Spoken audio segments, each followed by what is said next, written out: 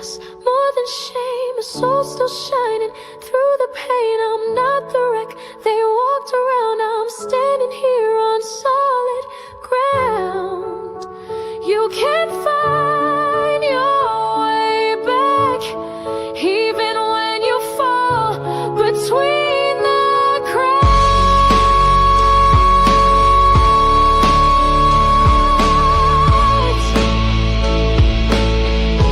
Between the cracks.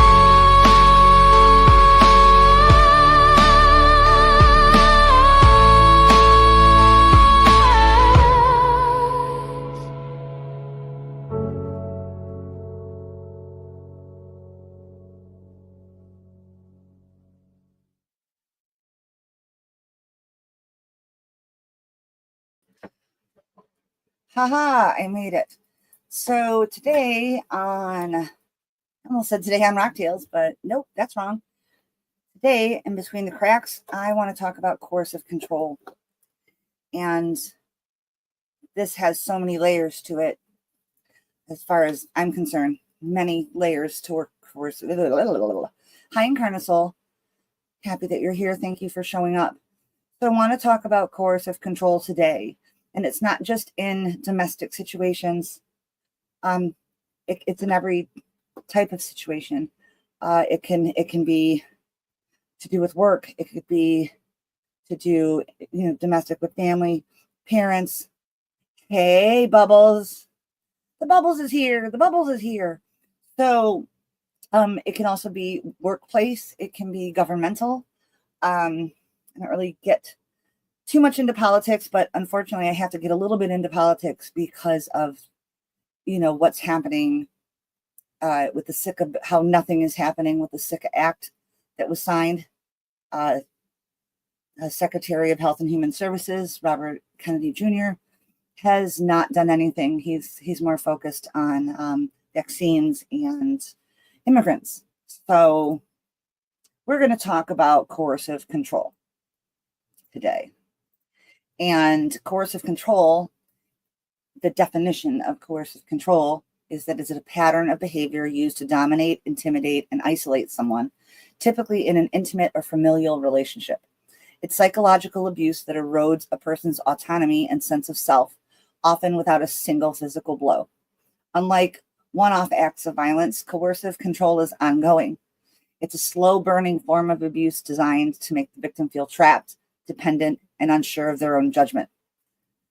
So the key tactics of coercive control, common signs or behaviors include isolation, cutting the victim off from friends, family, work, or school, surveillance. And this is obviously, the surveillance is modernized because of technology now. It's much easier to surveil someone. Monitoring phones, emails, social medias, or using tracking devices. I know that people they will get a hold of your phone and put a tracker in your phone that you can't find. So that can be a little dangerous. That's why one of the reasons that I use a VPN, but I use a VPN for everything. For my advocacy work probably flags me a lot. So I don't want to, I don't want to sound paranoid. I'm not paranoid, and I don't have a false sense of self-importance. I just try to be safe. My Google Assistant turned on last night while I was having a conversation, and it freaked me out. So I started having a conversation with it, asking to tell its developers to check that glitch out. Okay, so control over daily life, like dictating what the victim wears, eats, where to go, or when to sleep. Financial abuse, taking control of all the money, denying access to accounts, preventing employment. Gaslighting, big one. Gaslighting, making the victim question their own memory, perception, or sanity. Threats and intimidation, using threats to hurt them, take the kids, call the police, to instill fear. Rules and punishments, imposing arbitrary rules and punishing disobedience. Sexual coercion, forcing sex or using guilt and pressure to control consent, and using children. Undermining parenting, threatening, and taking children away or manipulating them as pawns. So that is the basic. Hey, Christy, good to see you. Glad you're here. So I wanted, I just wanted to give a quick overview so that we could focus on each one of these tactics and how Thomas wanted to say hi. Hey, right there. Hey, everybody. It's the Thomas and Jen show. Anywho, yes, I kissed my cat in the mouth. Hi. This guy, I think that he coercively controls me constantly. He's always wanting my attention, and he's trying to get me distracted from the things that I'm trying to do. So let's talk first about isolation. I can share some. Here, wait, hang on. We need this. It's just so funny. So I can share from personal experience. I was in and out of an abusive relationship for 30 years. So I know a little bit about this. We were together starting age 15. And I managed to get away from him when I was 45 when I got away from him. I have not seen him in 9 years. I have talked to him. That's a weakness of mine, is allowing a line of communication. I haven't constantly kept the line of communication open via Instagram. I'll block him when I get really mad or irritated or, just frustrated with him. But I always tend to bring that back. And that is part of the gaslighting. And the years of gaslighting and the years of threats. And part of that, oh my gosh, my twin is here. Look who it is. Davey, girl. How are things in the UK, darling? You doing all right? I hope so. I wish I was there with you. I really do. I love you so much. Can't wait for you to get home, but honestly, I'd rather be there with you. So I'm going to start with a story about myself. Lovely. Just a little bit of Mary Poppins. Oh my God, I'm out of my head today. So isolation. So with my former abusive partner, the last time that I was with him, the last period of time that I was with him, he decided that his way to control me was to, and Mandy, hello, Mandy. I'm just so happy to see you. So the last time we were together, the last period of time that we were together, I'm not going to use his name. I have before, but I'm not going to right now. I'm just doing, I apologize. I shouldn't do this on live streams.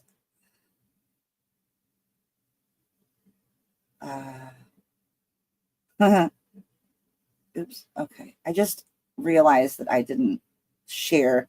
Okay. So, yes, welcome everybody.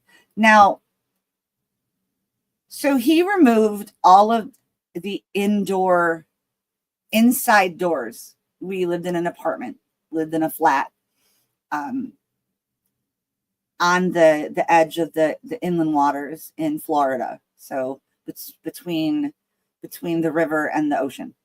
And we were on the second floor. Beautiful building, beautiful apartment. He took every single door, including the bathroom and the closet, off and got rid of them. So I didn't have a door to shut and keep him out of. That's isolation.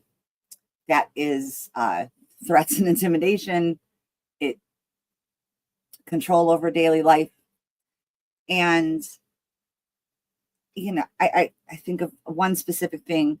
I have many, do I want to call them hang-ups? I don't know if I want to call them hang-ups. I have many hang-ups, issues. Okay, we'll just say issues. I have many issues because of my relationship with this person from the day we met. Yeah, it is. Listen, you're right. It is. It's over the top already. And I just started. But I can really only use myself and my experiences to help explain how I see coercive control. I mean, we could study it all day if we wanted to, but I feel like if I share personal stories, it can help people understand that maybe they haven't dealt with it, or they are in it and they don't realize it. So, and then isolation also, none of my friends or really my family members would talk to me whenever I was with him through the years. His family, however, did. And the abuse was not just from my abuser, it was his entire family, his mother, his brother, his sister, who wasn't even born when we first met. She was born a year later, his grandparents. They were all involved. I left him on January 24th, 2016. He was in the process of unaliving me. Yeah.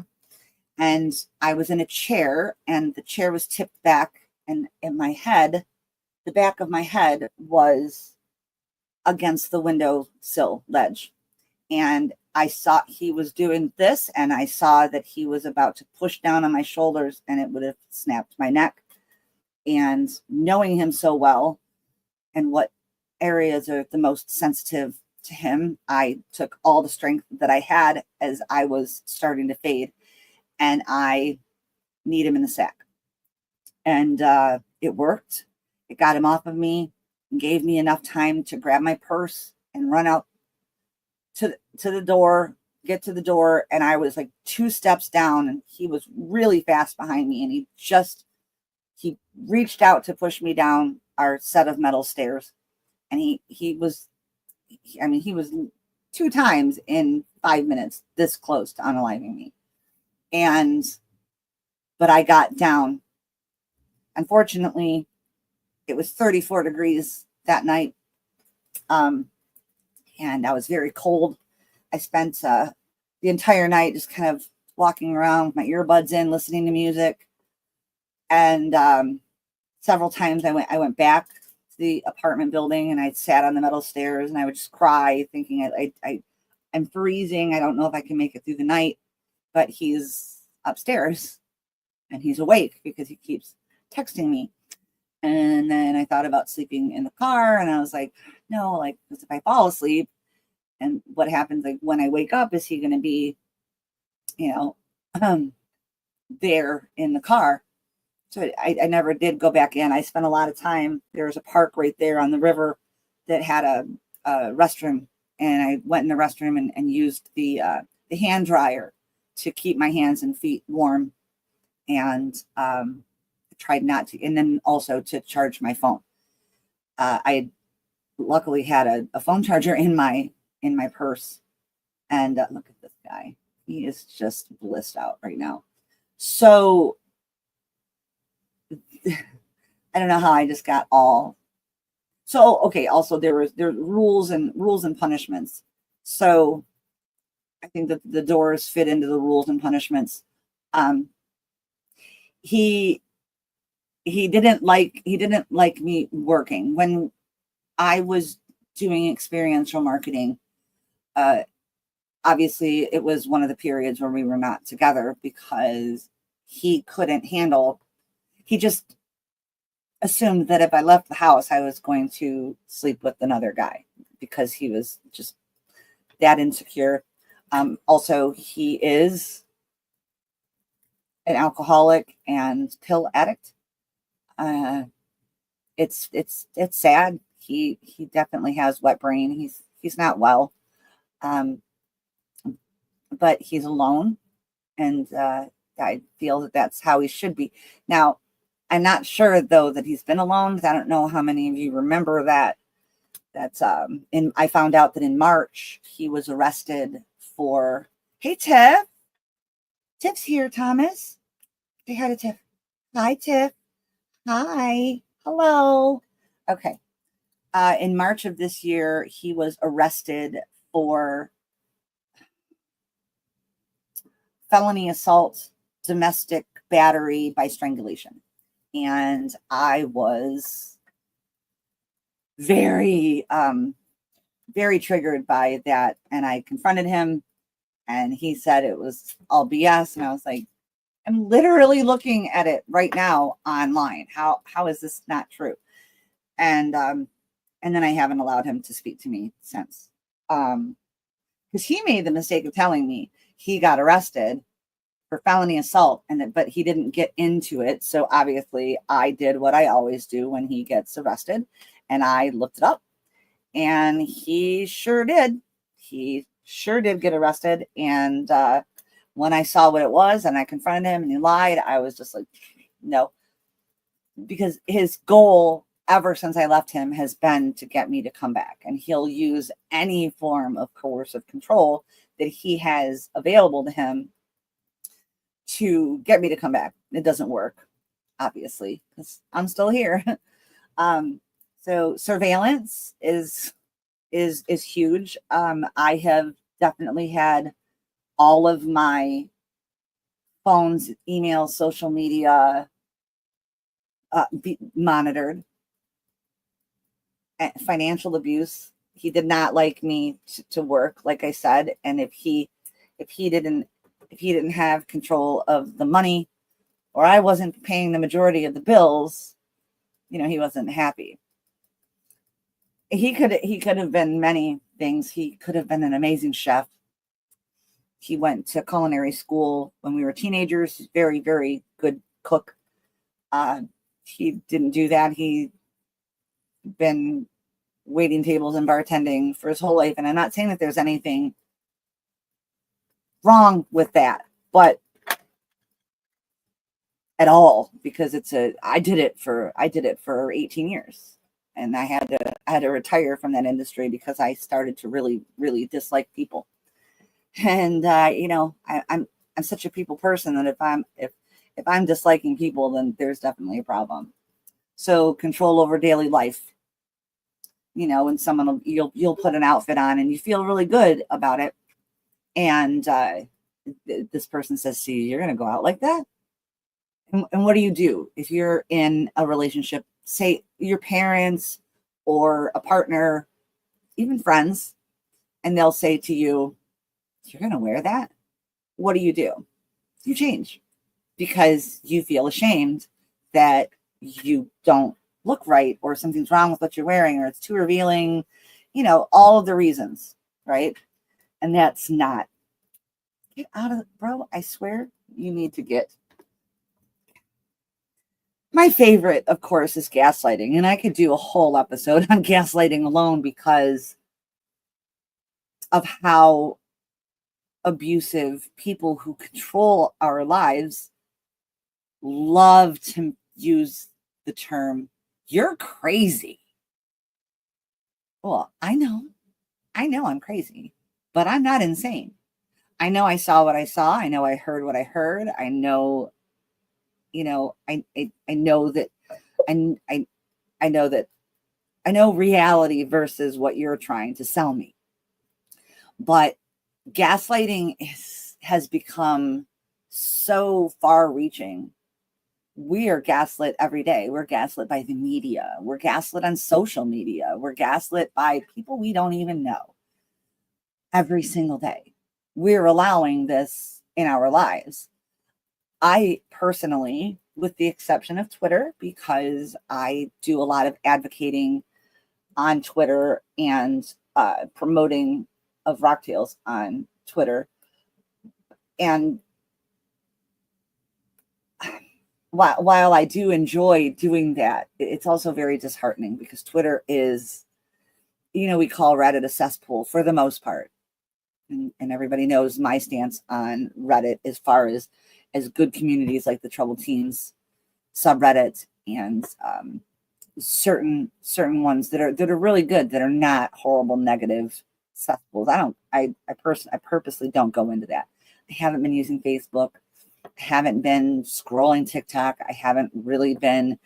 This week I've been on Instagram a bit because of Ozzy Osbourne dying and the effect that it has had on me, and how very much in mourning I feel over his passing, even though I know that he was unwell and was going to continue to be more unwell. I just, yeah, this right here. Yeah, like sometimes some people's YouTube channels. Yeah, I'm going to leave that up for a while because this, well, that, I mean, that's your opinion. And obviously I respect your opinion. I don't remember a time where Ozzy Osbourne wasn't relevant in my brain. The first Black Sabbath album came out the year that I was born, and his solo career started when I was like 10, 11 years old. And given that my love for music is an integral part of me, Ozzy became I want to say a figurehead, but just somebody who, oh, sure. Yeah. I I'm really, yeah, I'm really honestly quite grateful that that the internet and social media and stuff didn't exist when my generation was young. 'Cause we were kind of ignorant and we did and said a lot of stupid things. Ozzy is the godfather of metal. And literally the whole band Black Sabbath, but he is the godfather of heavy metal for sure. And generally I just love music, but I definitely have a lot of love for Ozzy. And I don't know if anyone watched any of the Back to the Beginning concert. I did. I watched all of it, and it was brilliant. And there's a young artist called Youngblood, and he sang the Black Sabbath song Changes, and he did it so beautifully. And he's getting a lot of well-deserved attention for it because Ozzy and the entire Osbourne family adored Youngblood, or Dominic, his name. And it's just he posted a couple of really amazing tributes on Instagram, and that's why I wanted to bring it up, because he's only 27 years old, I think.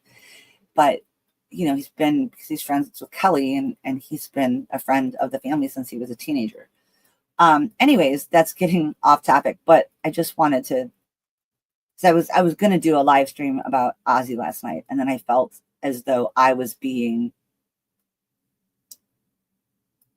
it was unnecessary because so many people on YouTube are discussing Ozzy and his passing, and I didn't want to benefit in any way off of it. So I had changed my mind at the last minute. So let's go back to this. Gaslighting. So, I mean, we're gaslit by the media. We're gaslit by our government. We're gaslit by employers, family, friends, partners. Oh, really? Cats. Sometimes we're gaslit by our cats or dogs, if you're a dog person. I am a dog and cat person. I had dogs my entire childhood until I was until I was a teenager, and then it was cats. Doctors, very good point. Doctors, psychiatrists. Sometimes if you get a bad therapist, trouble teen industry program staff and program runners, would you stop messing with the Google Nest, please? And hi. Individual educational consultants, transporting service members who transport kids to programs. So, oh my God, he's in love with my tiny hands. Here, watch. Come here. Come here. Come on, let's put on it. You want to put on a show? Come here.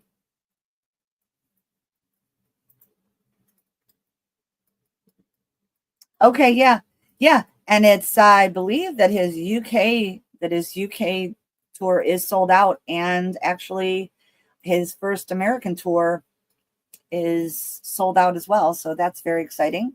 I do believe that his appearance at Back to the Beginning is definitely playing a part.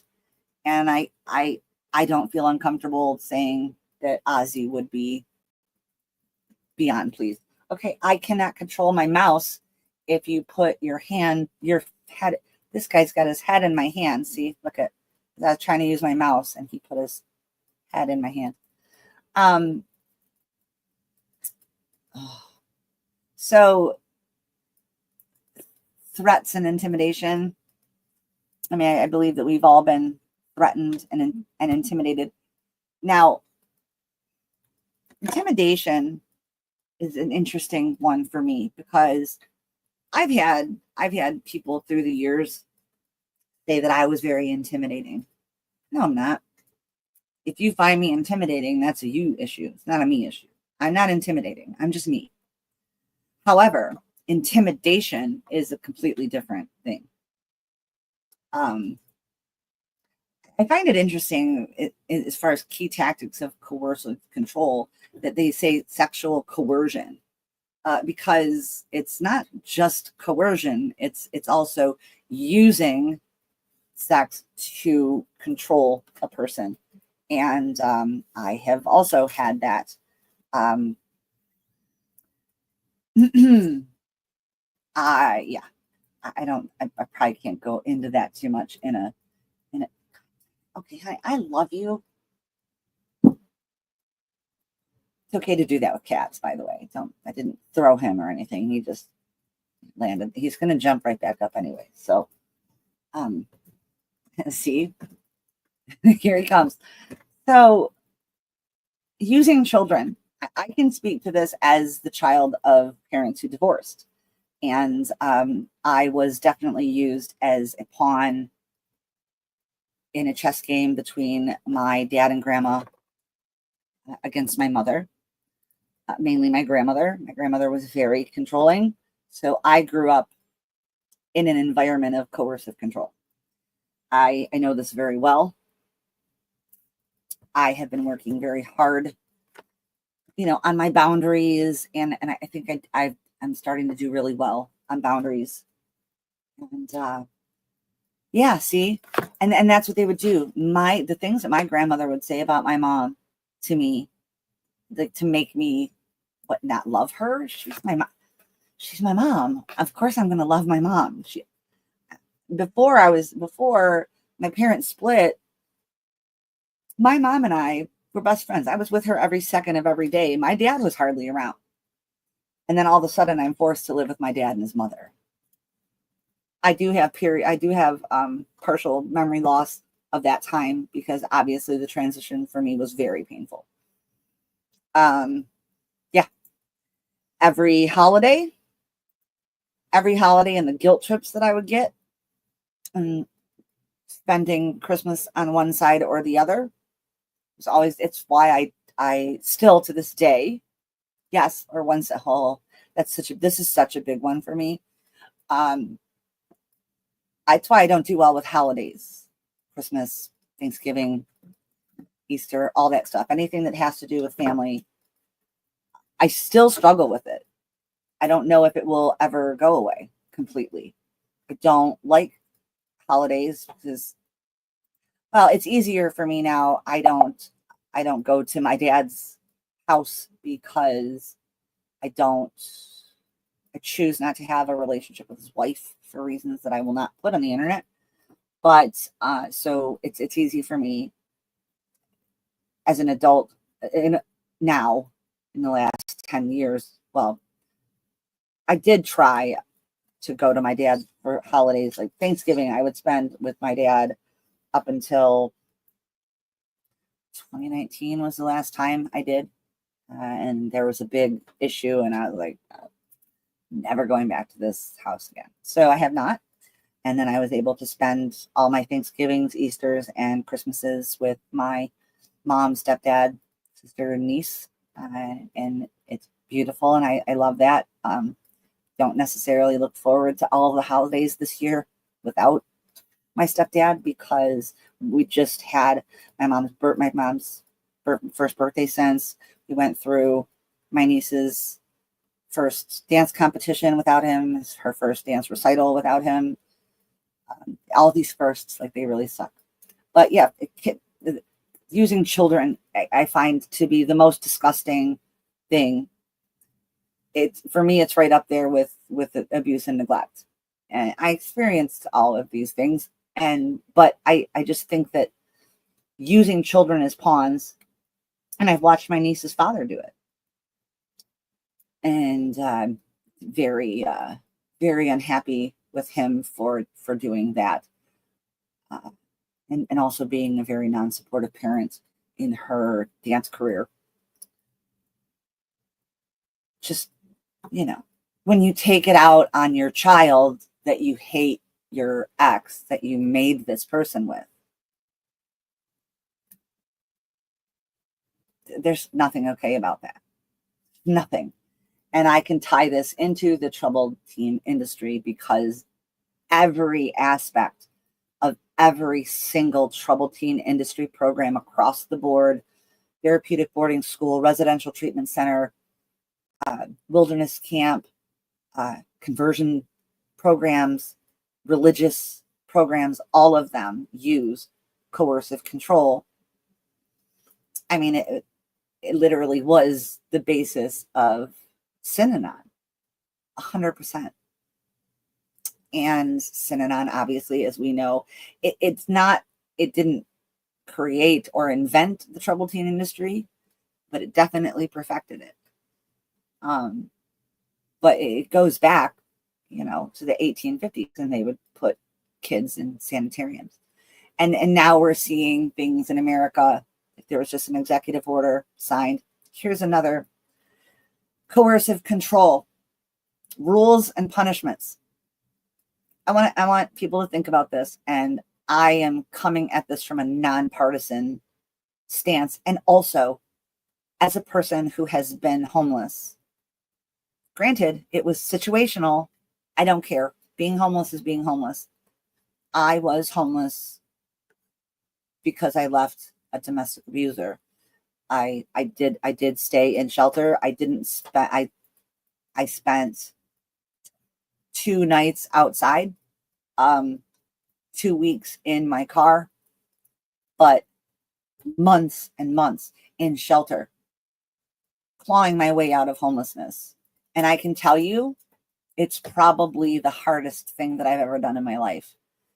And there was just an executive order signed by the president yesterday. I want to see if I can remember what it's called. It's a fascinating title. Bear with me one moment. Okay. It's called the Ending Crime and Disorder on American Streets. So they are criminalizing homelessness, also complaining about children and how important it is to protect children, and that the previous president trafficked 450,000 children. I said, well, what about the thousands of children that are trafficked legally every day by their parents to troubled teen industry programs? Anyways, so back to homelessness and the rules and punishment. So the executive order that was just signed yesterday by the president criminalizes homelessness.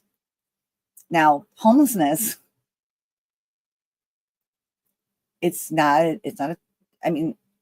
can't say that it's not a choice. There are people, mainly veterans of foreign war, who cannot handle society because what they've seen and done and been exposed to has broken them, and they don't have really good mental health to be provided to them through the VA or otherwise. And now there's talk of encampments, rounding homeless people up and putting them in encampments. That's very disturbing to me. 1 in 30 children in America are homeless. So you're criminalizing children. And they were discussing things about, and I don't disagree with not allowing sex offenders to be given services. That part I don't disagree with at all. But they made a big thing about how sex offenders are not going to be housed with children. Let me make this perfectly clear. As a homeless advocate, because I'm not just a troubled teen industry advocate, I'm also a homeless advocate and a child advocate. And I can say, as someone who has been homeless, who has also worked with the homeless, and also just generally in my life, gotten to know homeless people, spoken with them, looked after them, bringing them water, whatever. I'm not trying to blow smoke up my ass. I'm really not looking for any kind of like, hey, good on you. No. It's not something that you can just pick yourself up by your bootstraps and carry on. It's not like that. It is nearly impossible to get services, to find affordable housing, because rents have skyrocketed across the board, all over the country, everywhere, for no discernible reason. And basically just because they can, because landlords can raise the rent. And it doesn't matter. Look at New York City. You have to make, I believe the last time I looked, it was $150,000 a year just to get by in a studio apartment or splitting an apartment with multiple people. Why is that? I mean, so, a lot of the people who work in New York don't live in New York.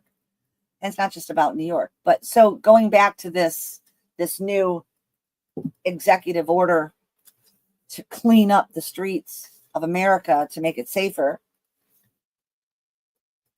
there is a percentage for sure of homeless people, just like there's a percentage of anybody. We just had a PhD student sentenced to 4 consecutive life sentences for unaliving 4 college students brutally. He wasn't homeless. Now, granted, he was an addict, but he was also very academic. There are educated people that are homeless. I would say there's a good portion of the people in this country, American citizens in this country, that are 1 or 2 paychecks away from being homeless, and yet they still look down their nose at homeless people. A lot of people who end up homeless they end up catching a habit like alcoholism or drug addiction, both addiction, period, and mental health issues. Because can you imagine, not only do you not have anywhere to live, I was never able to I could never bring myself to panhandling, or I called it beg money. I could never do that. My pride just wouldn't allow me to do that. So I struggled a lot, but once I found a shelter, and then I started working while living in a shelter, working with an agency in the city I was living in to assist the homeless people in that city. And I was very proud of doing that. First I started as a volunteer. I did it for free, but then, it was part of my way of giving back for being able to be in shelter. And then I did start to get paid for it. I was actually going to go into that. I was in school for that. I'm totally getting off topic. I'm really sorry. Kind of rambling. My brain is everywhere. So, but again, with coercive control and rules and punishments. So now people and children are being punished for having no home and no resources and no hope. And they're going to, And okay, oh yeah, that's what I was talking about. Sheltering. In every major city, there are shelters. There's shelters for men and there's shelters for women and children. So the big bullshit part of this executive order saying we're not going to let sexual predators be sheltered with children. They're not. They're in completely separate areas than children. Now, it's okay to put that down, but stop like omitting information that is already true. Oh, by the way, I don't know if anybody else is into South Park, but I did watch the new South Park episode last night after they inked a $1.3 billion deal with Paramount the day before, and then they released their first episode of season 27, and I found it to be brilliant. That's just my hot take, because I believe that satire is necessary, and I believe that laughter is crucial. So that's how I feel like our government is, threatening, controlling, and punishing us. Also, tariffs are hurting people. But anyways, I don't want to get into politics. I just wanted to use that particular thing about people who are unhoused being criminalized now. And so, Stephen Colbert being canceled because he made a joke about a merger and a lawsuit. That man's show has been number one for pretty much the entire 10 years that he has been on the air. Whether you find him funny or not, that's none of my business. I don't worry about other people's opinions because I respect it as long as my opinion is respected back. I think that's something that we're missing out in this world. But let's go back to coercive control. I think that I can jump off of my soapbox now. I feel a little ridiculous. So why is coercive control so harmful? Because it doesn't always seem obvious at first, especially from the outside. Victims may struggle to name what's happening because it's insidious and often disguises love or protection. Over time, victims can lose their independence, confidence, or even their ability to leave. So true. So legal recognition, many places are beginning to recognize coercive control as a crime. For example, England and Wales in 2015, coercive control became a criminal offense under the Serious Crime Act. Australia, Scotland, and Ireland have taken similar steps. In the United States, legal recognition varies by state, but efforts are growing to codify coercive control and domestic violence laws. Examples in real life: a partner insists on driving you everywhere, checks your text because they care, controls all your finances, and says you're too emotional when you express concern. How many of you heard that? You're too emotional. I've heard that my whole life. A parent prevents a teen from accessing friends, punishes independent thinking, and constantly criticizing them, framing it as discipline, or my favorite term, tough love, which is the basis of the teen industry. So it's important to note that coercive control is abuse.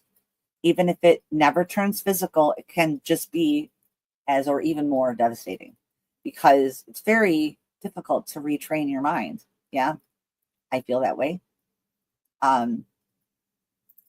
Yeah. Oops.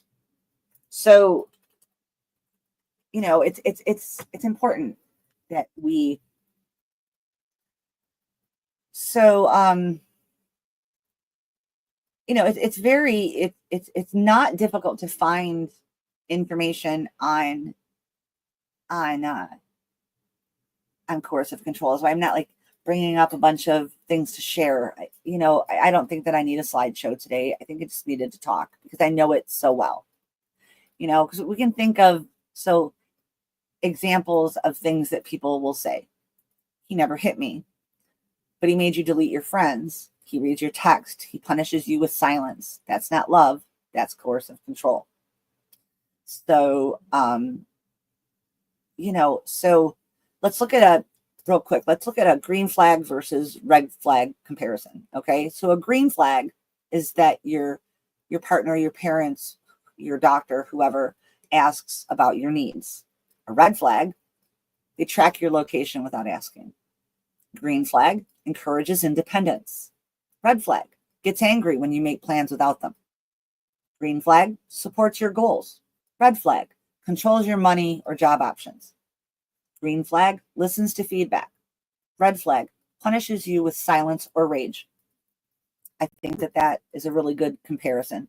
Yeah, I think that's a really good. Let's see. Yes, 100%. And he was able to be himself, and he wasn't playing a character like on the Colbert Report, because that was all a joke.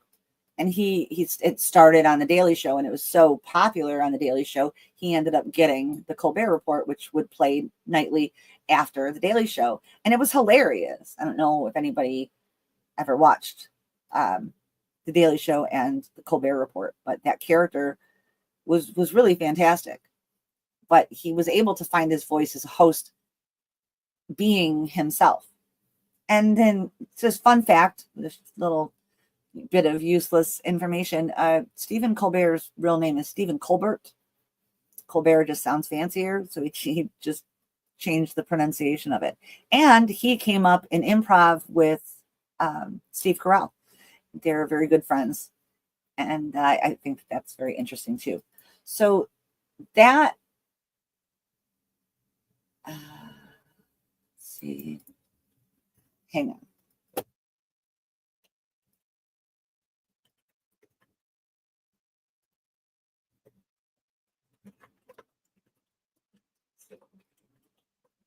Sorry, I'm doing like 6 things at once.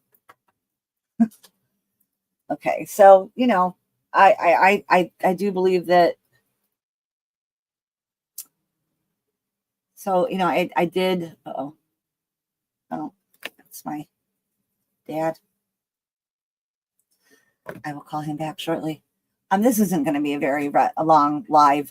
I just wanted to highlight, if anybody wants to say anything in the chat about experiences with coercive control, questions, anything, whatever, please feel free.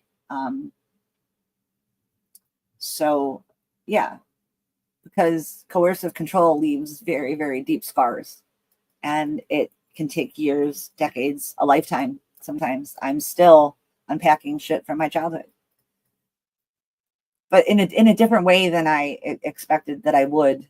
Much more open-hearted and with love, because I see my parents. I see the generational trauma, that they went through, and their parents went through, and their parents went through. And I just find that if we keep evolving with each generation, then we'll be better. But I mean, geez, but I want to just finish, with this. And I did this because it is something that I know intimately. I didn't know that I was being abused. I thought it was just, I was hard to love. I was told I was hard to love. I mean, my nickname was Useless, right? So I thought walking on eggshells was just part of surviving in the world, but it wasn't. It was control, and it was a cage. We talked about what coercive control is. I just want to go over one more time. So it's when someone uses manipulation, intimidation, or isolation to dominate another person. It's not just what they do, it's how they make you feel. Like you're always wrong. Like your voice is too loud or too much, or just doesn't matter. Like, shut up. Shut up, Jennifer. I've heard that a lot in my life. It's being punished with silence. It's being told you're lucky I'm still here. It's having no bruises, but feeling like you're bleeding inside. Yeah, we went, why is it so hard to name? Because it doesn't look like a black eye. And that's why it's so dangerous. Survivors often don't know that they're being abused. We're just told it's just how relationships are, or that we're too sensitive, overreacting, or crazy. Right? I mentioned crazy before. So we stay, we shrink, we forget who we are. We become a mirror of the person who is controlling us. Until one day something clicks and we realize we've been living in a cage made of rules and fear. It took me a long time. But if it sounds familiar to you, I want you to listen to me. If you're listening and this feels like it's a little too familiar, I want you to know it's not your fault. You're not crazy. You're not too much. You're not broken. You're being manipulated, silenced, and minimized. And that is abuse. So we need to speak out. And I'm doing that right now and calling for others to do the same. If you're a survivor, you're not alone. I see you. I was you. If you're an ally, speak up, believe us, learn the signs. I'll be posting more resources in the description. Please check them out, share them, and support those in your life who still may be trying to name their cage. And then I just want to focus on a little bit of empowerment and truth, because surviving coercive control is no small thing. Reclaiming your life afterward is even harder. I can tell you that from experience. I am still reclaiming my life, actually finding my voice for the first time. And I'm 55. Lord, just saying that makes me a little nauseous. But every step forward is a crack in the cage. And every time we speak, we help someone else find the door. You're not too late. You're not too broken. You're not alone. And I want those words to resonate with anybody who watches this. It's if I didn't love you, I wouldn't, or I do this because I love you. Let's see. Thank you for addressing coercive control, as I didn't even think about how much it has been used across many avenues. But at this moment, I'm thinking of Lester Roloff. Girl, I can do a whole and will do an entire episode on Lester Roloff. That dirty motherfucker. That man was a monster. A monster. Feel free to look him up, people. Tiff says, my mom could never tell me she loved me. Round peg in a square spot. Yeah, 100%. Yeah, and there's so many gaslighting tactics. I mean, I could go on for hours and hours about gaslighting tactics. I think that we all could, couldn't we? That is something that has been very important for my healing, is understanding the generational trauma. And I did change things with my daughter. I'm so happy, Tiff. I really am. And I think that the more that we learn, I don't have children biologically. I do have children in my life that adopted me as a mom because they were not getting what they needed from their mom. And I'm very proud of those girls, women. They're women now. I did lose one at 17. I talked about her on the 18th. It was the anniversary of her passing. She passed July 18th, 2008, at the age of 17, of a heroin overdose. And her name was Amanda. And she's the only one I lost, but I stopped. I stopped for a while, letting kids in my heart, because I was so afraid of losing them again. And I've been burned, but you know what? Here's the thing. I've burned people too. So I had karma to pay. I definitely had karma to pay. I never in my life purposefully used anybody or taken advantage of anybody or taken people for granted, ever. I was in survival mode for the majority of my life. And I know that it hurt people. So I took my karma when it came. And since then, I have been working every day to make sure that I am bringing optimism and positivity and love and kindness, and leaving out hate, judgment, control, all of these things. The broken ones are the people who gaslight you into believing the BS about yourself and your opinion. I believe that as well. They gaslight your shine to make themselves feel better. Yes, because isn't that I know it's in more than one song, but what immediately comes to my mind is you made me feel small to make you feel better. Well, you know what? Personally, I've already done this, but I'm going to say it out loud. I'm done being small so that other people can feel better about themselves. You know what they can do? They can work on themselves like I've been working on myself. I have been in some form of therapy since I was 11, even through the years of being in the TTI programs. Even after coming out of the programs, I still went back to therapy. And then 2.5 years ago, I finally got the answers that I needed and had my survivor awakening and the memories coming back from that time. And my trauma therapist that I see every week has taught herself about the troubled teen industry, and she helps me so much. So what I have to say to all the broken people who want to make us feel small to make themselves feel better is, why don't you work on yourself? Stop worrying about what we're doing and look in the mirror and ask yourself, why do you hate? Why do you judge? Why do you put people down? Why do you have a YouTube channel that just attacks people? It gives nothing worthwhile. So I just choose not to watch that. And I choose to focus on what's important to me and shine a light on things that are hard and also beautiful, because I can't do anything. I literally cannot do anything without finding something positive about it. It's important. It's too important to me to carry on. So let's see what Bubble says. Oh my gosh, yes, Jen, holy crap. I've been obsessed with all of the things he's done. I have so much deep research and would be more than happy. I'd love to collab with you on roll-off. So let's work on that. She says, I didn't even realize some things were gaslighting. I just believed what you were telling me. Yeah. Well, I think that there's way too many people that do that because, well, thank you. Thank you so much for saying that. That means a lot to me. See, Tiff, you're not alone. It's very hard. It's so much easier to see it from the outside. You know, it's just like how you all know that I'm insecure about my looks.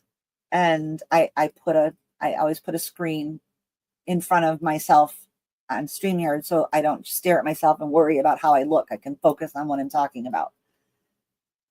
And everybody else will tell me what they think, and it's all positive feedback. And I hear it. But you want my honest response every time it's said to me? Bullshit. I'm fat. I'm ugly. I'm old. It's just my brain has been programmed. Yeah. Our brains have been programmed with gaslighting and coercive control. And we need EMDR, y'all. I'm telling you, if you have insurance that covers it, try it.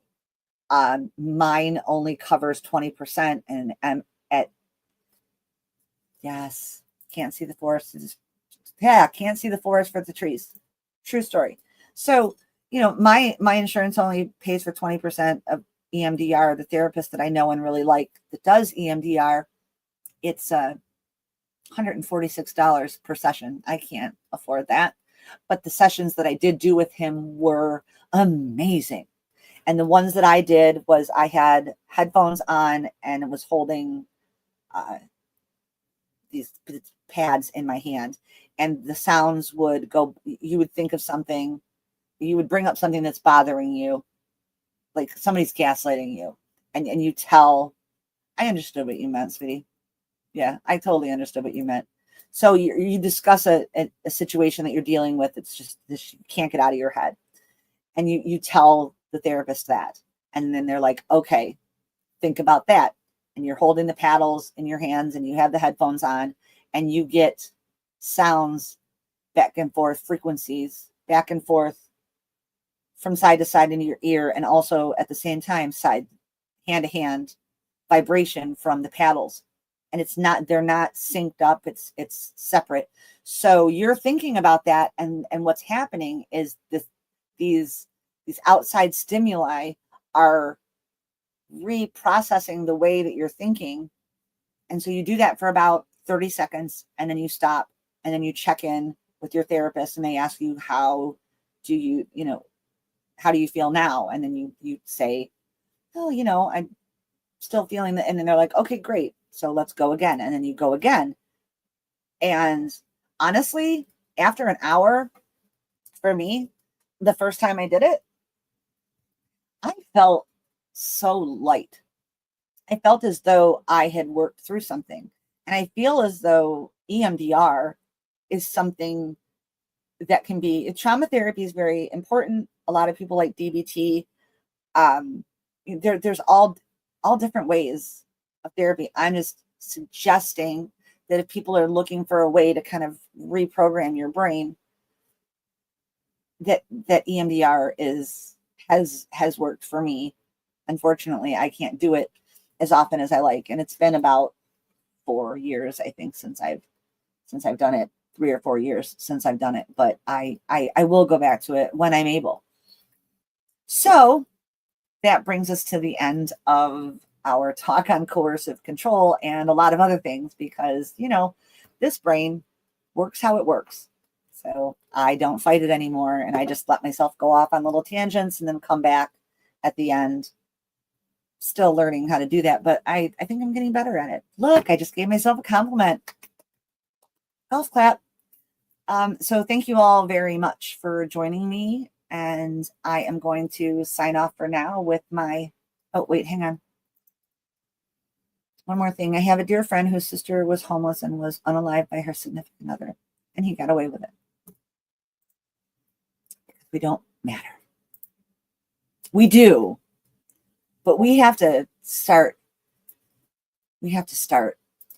remembering that we matter, and we have to start speaking out for each other. That's why I did the Why Do Women Attack Other Women episode, because women need to come together and stand together and speak up for each other.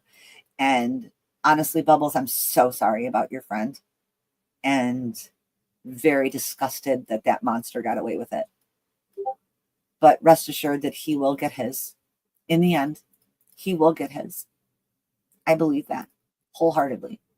So everybody take care of yourselves. Be kind to somebody today, every day, really. So just try to be kind. And even if you don't leave the house, if you talk to someone on the phone or you talk to someone online, just be kind.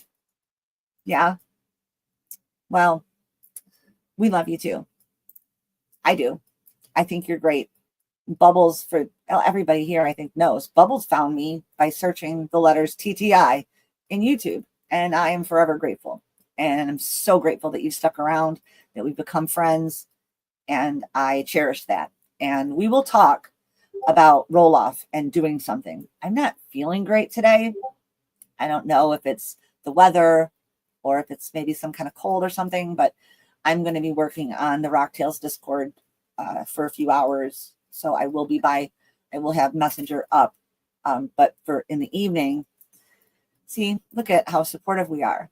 And if we could just spread that, and I think that we can, I think that we have a community that does spread positivity and lifting each other up. So take care of yourselves, love yourself. Remember that you are wonderful, beautiful, and amazing people. And I appreciate each and every one of you. Thank you so much for tuning in, and for everybody on the replay crew. Y'all know how hard this is for me, but feel free to like, dislike, subscribe, don't subscribe. It's fine with me. If you don't mind leaving a comment after the live ends, that's cool. Yada, yada, all the YouTube stuff. I have to get used to that, but I don't like it. I feel like I'm pandering, but that's my punk rock sensibility, and I'm trying to reach a larger audience, so I need to get over myself. So I'm doing that. Like, share, subscribe, comment, all the stuff. I love y'all. I love me. I love my cats. I love the world.